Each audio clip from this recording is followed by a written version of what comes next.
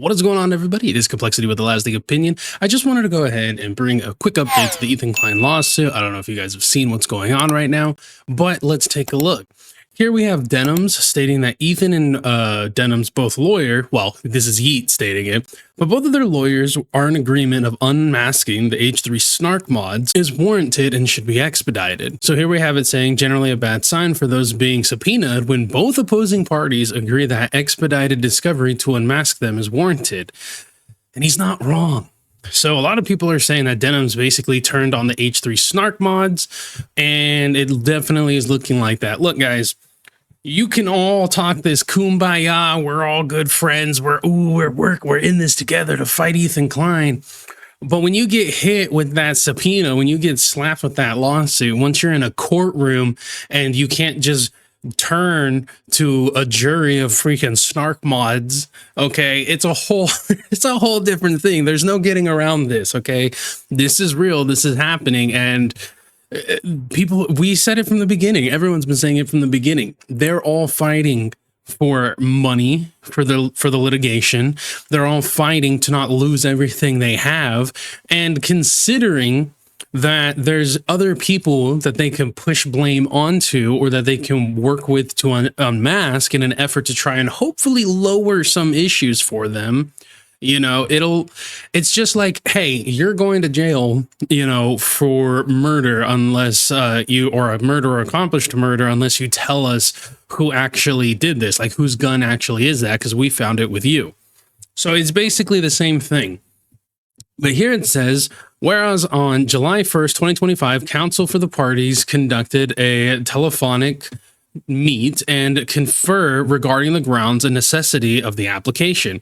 Whereas counsel for Denims agreed that TEI's request to seek expedited discovery from Reddit and Discord to obtain personal identifying information of the H3 Snark mods to name them in the complaint and serve the H3 Snark mods with complaint is warranted under these circumstances. Now, I know a lot of you guys are out there saying, oh, he's doxing.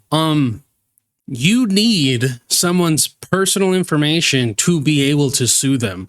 You need, like, it's not a dox, like it's not like he was going out and gathering this maliciously and then pushing it out to the internet. It's unfortunate that you engaged in such behavior that ended you in the crosshairs of a multimillionaire who doesn't like CPS being called on his family, but everybody has to live with their choices, and you're gonna have to live with yours. It says, whereas on July 10th, 2025, counsel for TEI sent counsel for Denims the proposed subpoenas to Reddit and Discord, to which counsel for Denims did not object.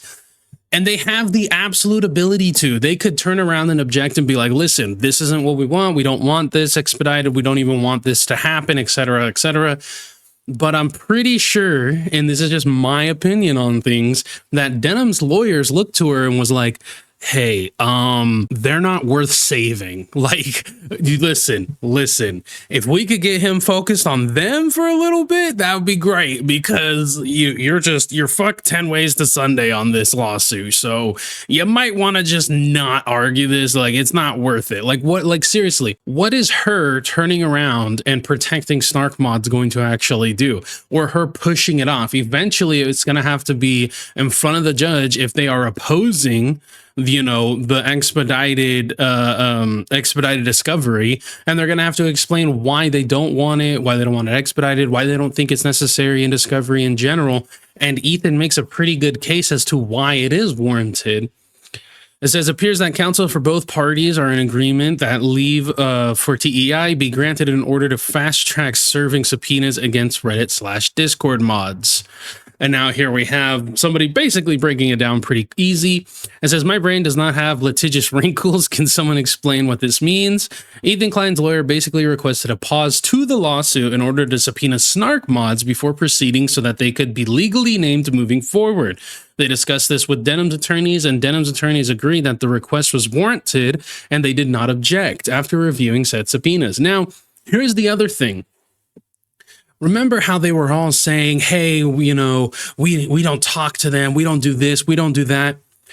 The fact that they both have agreed to this and have gotten that information, it isn't now Klein has the ability to run a search history on everything that they have, the Discord, Reddit, all their communications, to see what communication that they had potentially with Kmplxity, with Denims, with Frogan, and see if there's any colluding at all done. And even if there was colluding done previously, not towards Ethan, there is a possibility of that coming into court, and to my understanding, to show a pattern of this nature, like to show a pattern of them doing this, of them stealing content.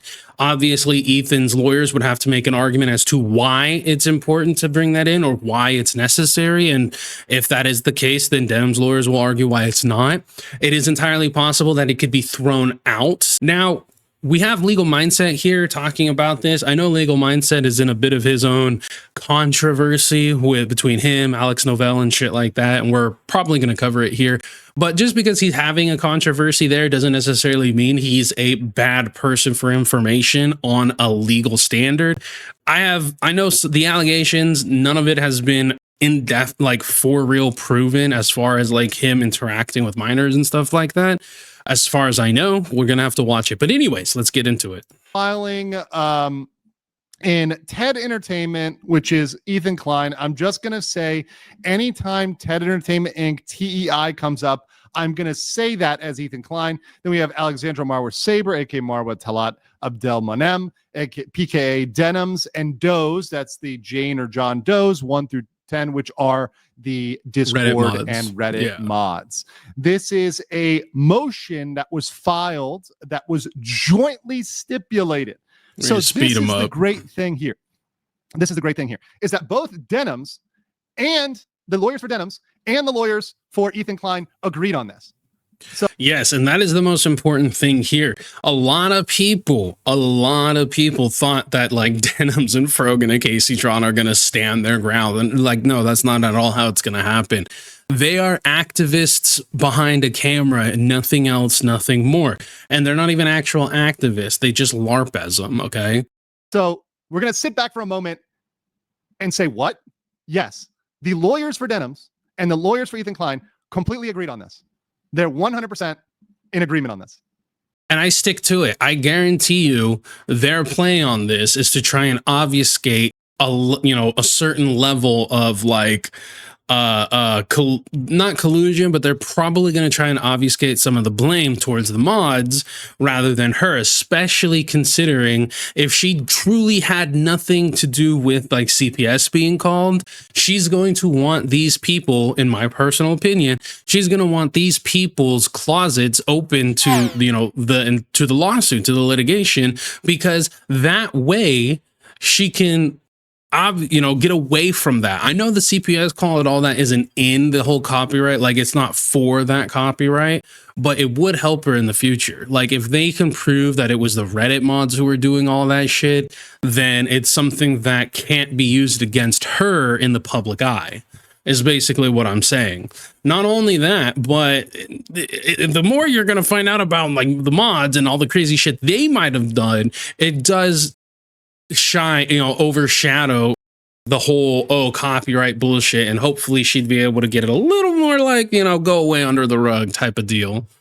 Yeah, already in one of the first motions. This is one of the first things that happened. So in this case, Denims filed what's called a motion to appeal, a notice of appearance, right, for her lawyers. So her lawyers showed up in court and said, "Hey, we're Denims lawyers," and then almost the first thing they did was agreeing with Ethan Klein's lawyers, was bending, which is smart. And I wouldn't say bending the knee, which Ethan Klein.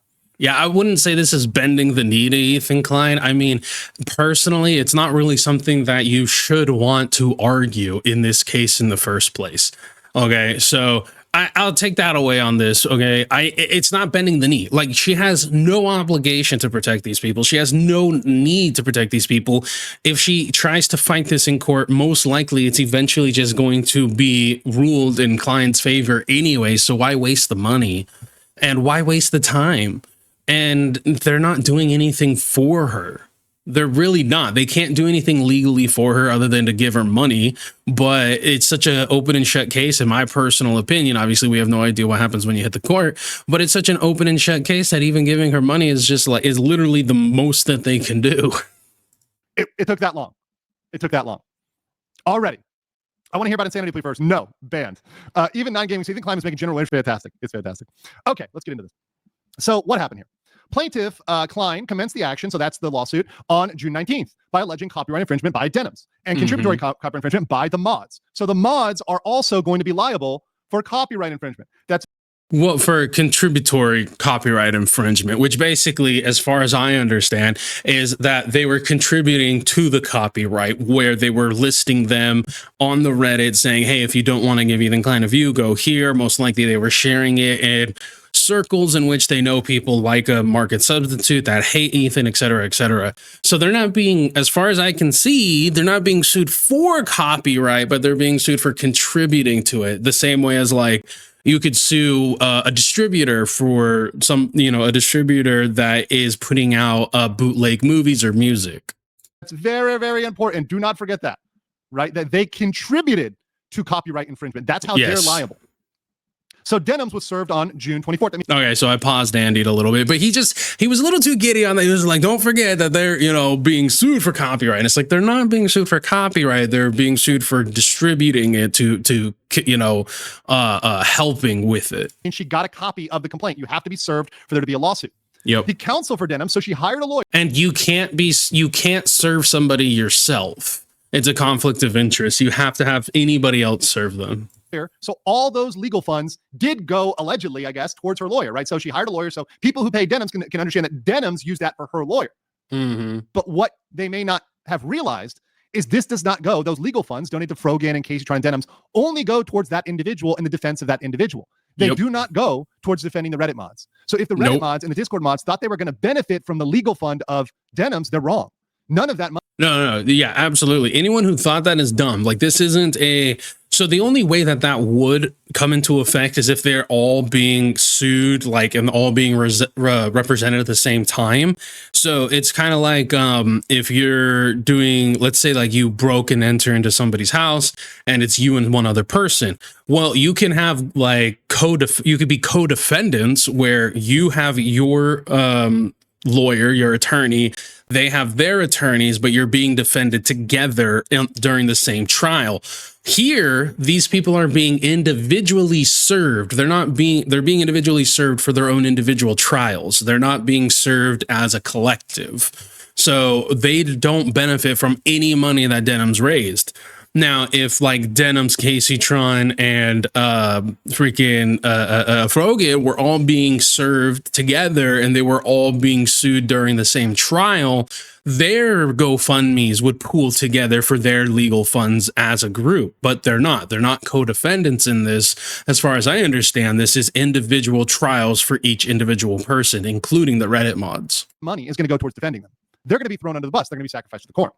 Yes. So here, they had a meeting. So the counsel for Denims contacted Klein's lawyer to discuss preliminary matters. On June 30th, Ethan Klein responded to Denims and said, we intend to file an application for expedited discovery to subpoena Reddit and Discord to obtain personal information, so their names, their emails, their address, their phone number, if they have it, anything they've got, of the... Yeah, and this is so that way they can then go from there and file subpoenas for communication on Discord, on Reddit, Twitter, their own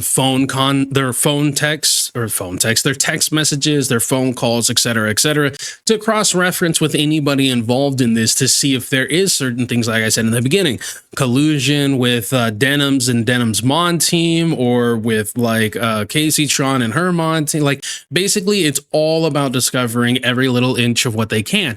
And the good thing about that is that they're going to be able to get as much information as they want on this to find out if there is any, collusion going on. The one bad thing about it is if he does end up finding information, about something else, he's not going to be able to use it in this lawsuit. For instance, if he does end up finding out that, let's say, a Discord mod was the person who called CPS, then he wouldn't be able to use that in this lawsuit. I am uncertain about how he might be able to use that to start a criminal investigation against that person. From my understanding and my limited knowledge that I have about the law and about discovery and stuff of that nature, is you're not able to use anything you find in discovery doesn't pertain to the case, or even if it does pertain to the case, it's not something that you're able to use to like branch off into another case, right? It's the same thing as like it might be something that they could hand over to police, and then police would have to do an investigation on their end. Again, I'm not 100% sure on how that works, but because of how big a serious of an offense it is, I do believe he'd be able to give it to the FBI, and they would be able to do their own investigation, to which he would be able to bring charges against them. I just don't know the litigation, like the litigation steps to it. H3 Snark mods prior to the Conference of Counsel under Federal Rule of Civil Procedure, Rule 26, for the purpose of naming them in the complaint and serving them with the complaint. Yep. The counsel for Denims responded and set up a time to meet with Ethan Klein's lawyer. They talked on July 1st. On July 1st, they had a telephonic meet.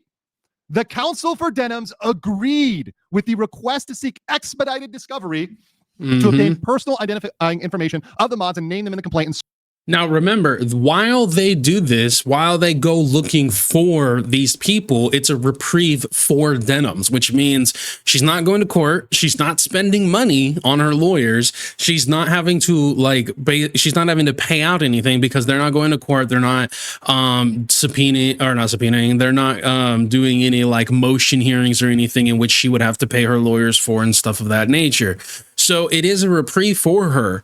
And don't know how long it'll take to get all that information, but as long as they're investigating that and doing that, Denims has the ability to not be spending so much money, which is another reason why she might want that reprieve, because that GoFundMe's still up. People are still donating. It has significantly slowed down, but people are still donating. Last I checked, she was under 50,000 still, which isn't even the maximum amount of compensatory damages that she would have to pay out to Ethan if she loses this lawsuit. So she's in a bit of a bind here. So any level of reprieve from spending tens of thousands of dollars, yeah, I think it makes the most sense as to why she said yes to this. Serve them as warranted. So what this means is, and yes, tens of thousands of dollars, because some freaking lawyers charge like $500 an hour, is that they agreed that Klein can rush to get these people. Klein was not entitled per se to get this expedited discovery. It wasn't something we was 100% sure to get. If they could have fought back against it, they could have pressed back against it. They could have offered some defense. They could have tried to make some excuse. They could have tried to just delay.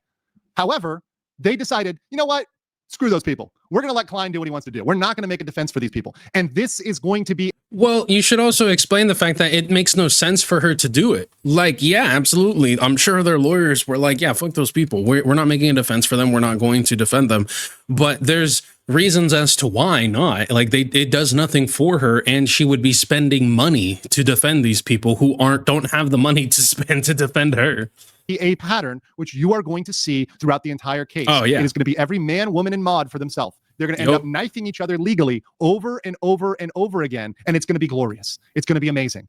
And once you get down to the mods, they're going to be throwing each other and be like, no, it was I hate Ethan Klein 2246 who actually was saying this, and no, actually it was Ethan belongs to the IDF 13007_10. He's the one who did, like, they're going to be all over each other. They're going to be wanting, and that's what they say, like the first person to talk gets the deal. So, and let's not forget, Ethan Klein offered a deal to the Snark Reddit mods months ago saying, hey, if you want to turn in your friends, we'll drop any litigation against you. As long as you hand over everything you have, we'll drop all litigation against you. And they fucking laughed at him and they called him crazy and unhinged and all this shit.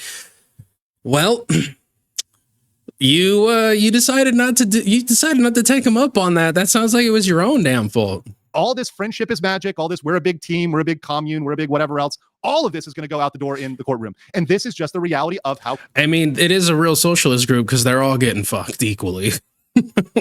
Courts work. When you hire a lawyer, they only have a duty to defend you. And this is a huge mistake that a lot of people make in court. For example, let's say you got pulled over and you were doing something with your friend. Maybe... let's talk about burglary, right? You were both broke into a house and your friend hires a lawyer and says, oh, don't worry, my lawyer will defend both of us. No, I literally just said all of this. Not how it works. You need your own lawyer. You can't rely on the lawyer of somebody else to defend you. Yeah. And so what he's talking about, again, is a co-defendant And you have to also remember, whoever hires the lawyer, that lawyer's primary objective is to defend the person that has hired them. So that's the reason why you don't want that. If you're going to be co-defendant with somebody, you want them to have their lawyer and you to have your lawyer, because as much as you think that they are willing to protect you, their primary objective is to protect their client. The same way as on prosecution, their primary objective is to protect the people, not necessarily the victim, okay? Which is why, like, during the Idaho 4 trial, they accepted the guilty plea and all that and didn't go to trial. And they have the discretion to choose to accept guilty pleas, to accept plea agreement if they want, like what is in the plea agreement, et cetera, et cetera. They also have the ability, like in the whole Michael versus Bridget situation, even though Bridget went ahead and might have said that he's not a threat to her, the judge still imposed a no contact order. And even though she wrote a letter to the district attorney's office saying that she lied about everything, they still have the ability to go forward with the trial if they so choose. They're there for the victim, but primarily they're there for the people. Because just because one person says, hey, this guy isn't a bad person, if you look at the history of it, you have to decide it on the totality of evidence, not just one person's word. And I think a lot of these people were doing that. So the parties have entered a joint stipulation to request a grant leave to serve the subpoenas. Right. So the subpoenas are going to go out. They're going to look at them. They don't object to the proposed subpoena at all. The counsel for Denims does not object to them. So there's no reason to before the court, which the court is going to grant. So Denims already showing her colors. I imagine this is going to be the same thing for Frogan. It's going to be the same thing for K-Strong. And of course, Ethan Klein taking a victory lap on this one. Right here, you see Jen, and this is a post from H3H. We just read this. So yeah, he's 100% taking a victory lap, and I don't care. I really don't care. Anybody who's saying he's a bad person, he's this, he's that, blah, blah, blah, blah, blah. You can melt away all the good things that Ethan Klein has done, and you can melt away all the bad things that Ethan Klein has done. If we are strictly looking at this from a legal standpoint, and legally, Ethan Klein is within his right to go ahead and go after these people who imposed copyright and who also contributed to it. Now, I've always maintained that this lawsuit is like 90% because of the harassment that he has suffered and 10% for copyright. Copyright is just the tool that he's able to wield to craft his revenge. Like, that's my opinion, but it is the truth, So guys, that's the biggest update that we have right now on the Ethan Klein and Hassan groupies freaking lawsuit going on. Stay tuned for more, where we'll keep up to date on this the same way we're keeping up to date on the kid behind the camera situation. And yes, efforts are being made to get the body cam footage of that night. I do not want anyone's hope to get up there. As I've said in my previous coverage, if the easiest way for anybody to obtain the body cam footage of April 3rd, 2025 at Kid Behind the Camera's house is if Michael and or Bridget request it from the courts, which they are legally obligated to be given. There's only so much that I'm able to do in order to get it. You actually have to convince somebody within the court system as to why it's necessary for you to obtain it. And so for everybody asking about when is it coming out, it may never come out. Like, that's just the bottom line. You have to accept that, and I have to accept that. At the end of the day, what's done is done. Come the 24th, there's very little to cover unless we do end up getting that body cam. But stay tuned, guys. We'll see what happens. As always, I've been your host, Kmplxity with the Lasting Opinion, and I'll see you in the next one.